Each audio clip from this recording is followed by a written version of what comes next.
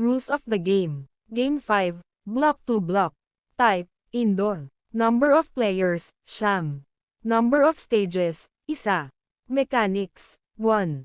Ang bawat team ay mag-assign ng below. Runners, 4 players. Tagasilap ng original Lego structure na susundin.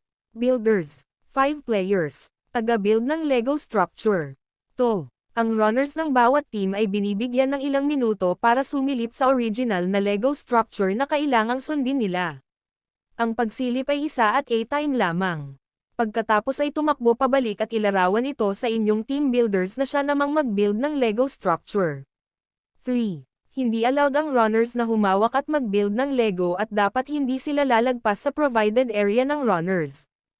4. Ang team na unang makabuo ng Lego structure base sa original na structure ay panalo.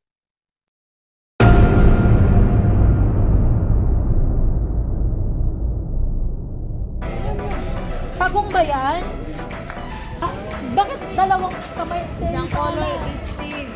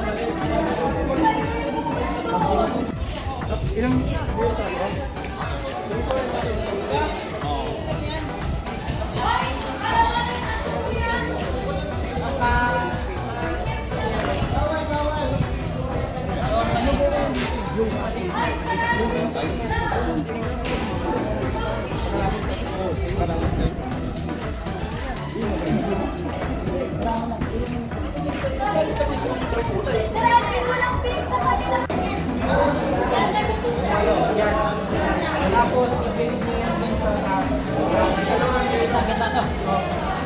Para i-hack ito. Yung hinawakan mong leg, sabi mo yan. Sabi mo yan yan. Isang ganyan.